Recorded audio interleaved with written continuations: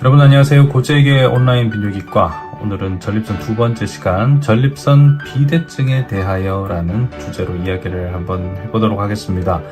지난번에 전립선이 하는 일을 정액의 3분의 1을 만들고 그걸 배출하는 것이라고 했죠.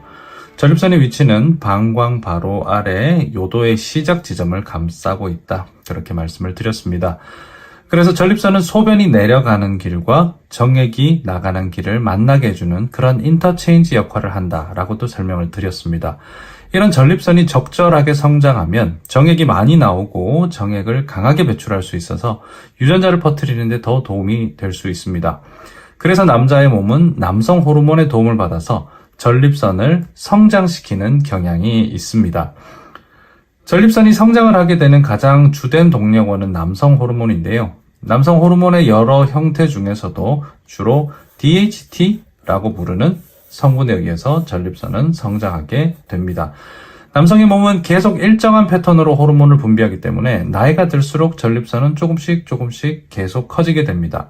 그런데 문제가 뭐냐면 남자들은 폐경이 없다는 거예요. 여성분들은 50대를 전후로 해서 폐경이 찾아오고 여성 호르몬 생산이 중단이 되는데 남자들은 남성 호르몬이 꾸준하게 배출이 됩니다. 남성 호르몬은 매년 0.1씩 수치가 조금씩 줄기는 하지만 그래도 완전히 사라지진 않기 때문에 남성 호르몬들은 계속 DHT로 바뀌게 되고 그게 전립선을 자극하면서 전립선이 꾸준히 성장하게 되는 거죠. 전립선의 크기는 보통 한 20cc 정도까지를 정상으로 봅니다. 껍질을 까지 않은 호두알 크기가 그 정도 되는데요.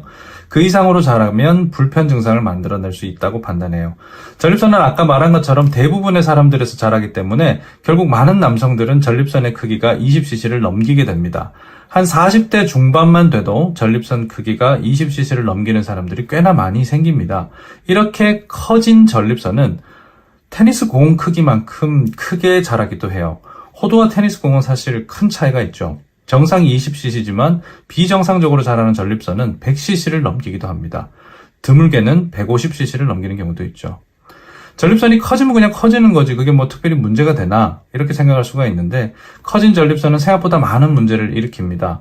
전립선은 방광에서 소변이 나가는 요도의 시작점을 감싸고 있는데 전립선이 커지면 바로 이 속을 지나는 요도를 압박하게 됩니다. 전립선은 밖으로도 자라지만 그 피막이 단단하기 때문에 속으로도 자라고 그로 인해서 내부 압력이 높아지거든요. 제가 지금 말을 할 때 목을 조르면 목소리가 답답해지죠. 다시 조른 손을 풀면 목소리가 편해집니다. 이런 것처럼 소변을 밖으로 배출할 때 전립선이 요도를 꽉 잡고 있어버리면 소변을 배출하는데 문제가 생기는 겁니다. 소변을 보는데 많은 힘이 들게 되고 오줌 줄기가 가늘어지는 거죠. 전립선 비대증이 생겨 오줌을 배출하기 힘들어지는 현상은 그것만으로 끝나지 않습니다. 오줌 눌 때 가늘어지는 정도로 전립선 비대증은 끝나지 않는다는 뜻입니다. 전립선 비대증으로 요도가 압박되어 소변이 가늘어지면 그것을 배출하는 방광에는 큰 압력이 걸리게 됩니다. 좁은 구멍으로 오줌을 억지로 밀어내듯이 비워야 되니까요. 방광을 수축시키는 근육에 힘이 들어가게 되고 결과적으로 방광의 근육이 발달하게 됩니다. 우리가 팔을 많이 사용하면 굵어지잖아요. 전립선 비대증을 오래 방치하면 방광의 근육이 발달하게 되고 방광벽은 두꺼워집니다. 방광이 두꺼워지면 어떻게 될까요? 오줌도 세게 쏠 수 있고 뭐 그렇게 좋은 걸까요? 근데 그게 아닙니다.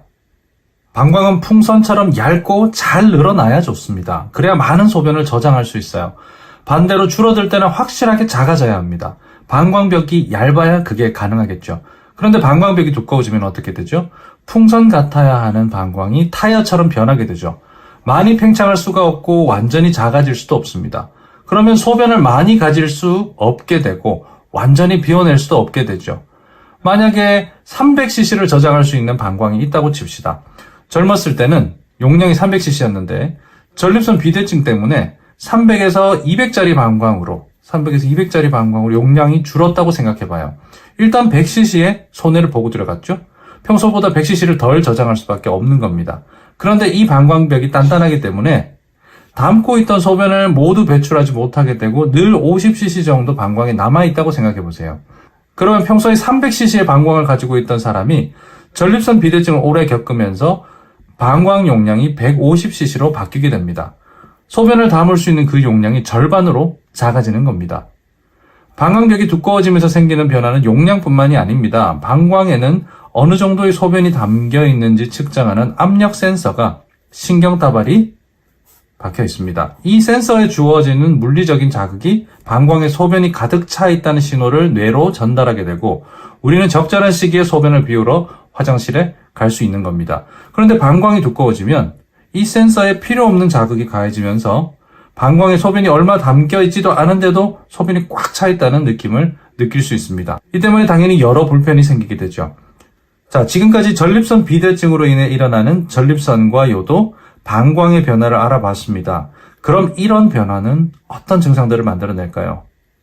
다음 영상에서는 이런 전립선과 방광의 변화가 어떤 증상으로 나타나는지에 대한 이야기를 해보겠습니다. 전립선에 대한 이런 자세한 지식은 40을 넘긴 남성들에게는 필수적인 상식입니다. 동창회나 남자분들이 많은 단체 채팅창이 있다면 링크를 올려보시면 어떨까요? 지금까지 시청해주셔서 감사합니다. 다음 시간에 뵙겠습니다.